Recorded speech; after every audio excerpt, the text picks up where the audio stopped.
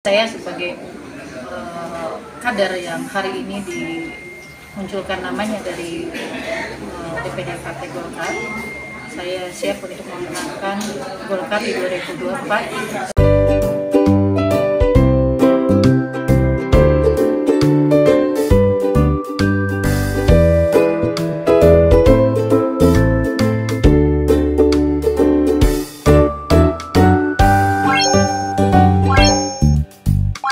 Melihat pembangunan Pangandaran yang sudah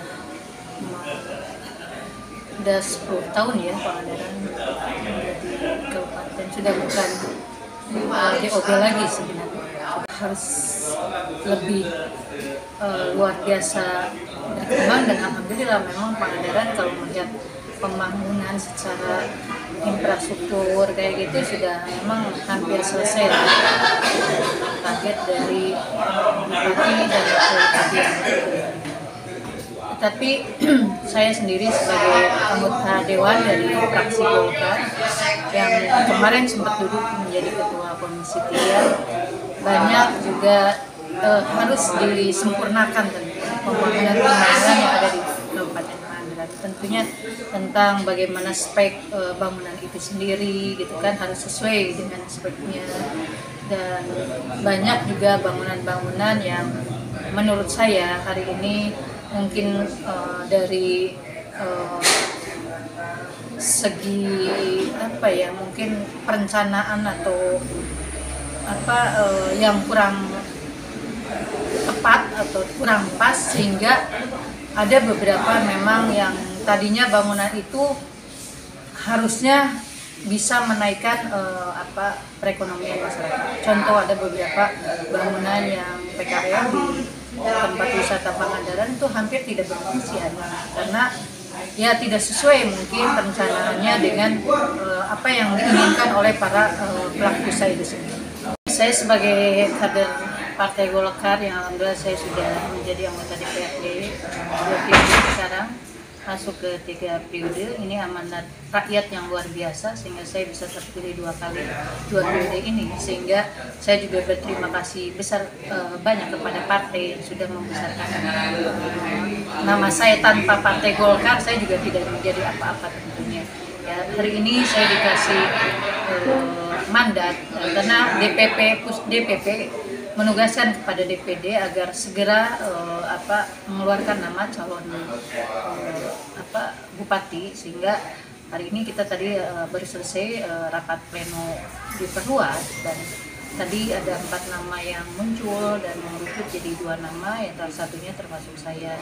Saya sebagai kader Partai Golkar tentunya harus patuh dan taat kepada partai. Apapun yang ditugaskan oleh partai tentunya saya harus bisa melaksanakan, siap atau tidak siap harus siap saya untuk melaksanakan tugas dari partai itu sendiri. Dan insya Allah mudah-mudahan ini pun dikembalikan kepada tentunya masyarakat yang mempercayai kepada Partai Golkar, sehingga saya insya Allah sebagai kader Partai Golkar harus melaksanakan program ini dengan sebaik-baiknya. Dan target kita yang insya Allah saya fokus juga di pileg, karena Golkar Pangandaran punya target 10 kursi. Salah satunya itu tiket untuk bagaimana kita bisa masuk punya tiket untuk di pilkada. Tanpa kita Golkar tidak naik ya, kita juga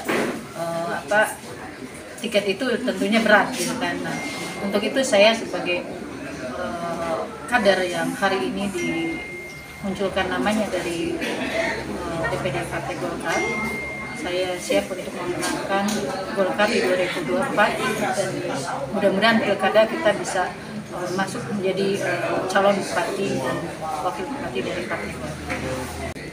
Insya Allah, saya yakin dan optimis. Saya sebagai kader yang setiap hari hampir aktivitas saya tiada hari tanpa aktivitas, itu betul. Saya setiap hari turun ke lapangan. Dan saya melihat hari ini masyarakat itu rindu kepada kepemimpinan Partai Golkar, sehingga saya optimis 2024 Golkar itu akan naik, dan akan insya Allah target kita juga akan tercapai. Mudah-mudahan lebih dari target kita.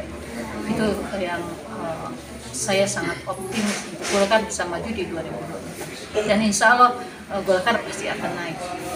Alhamdulillah, justru hari ini saya menyampaikan murni ini bahwa hari ini saya sampai hampir setiap hari kedatangan para tokoh Golkar yang sudah sepuh justru ke rumah itu setiap hari, bahkan beberapa tokoh Golkar dan akan bangkit ketika Golkar itu akan mencalonkan bupati di 2024. Jadi harapan para sesepuh Golkar yang senior itu akan lebih semangat ketika Golkar memunculkan bupati di 2024. Saya mengajak kepada seluruh masyarakat Kabupaten Pangandaran, ayolah kita bergabung dengan Golkar. Hari ini Golkar bangkit, hari ini Golkar akan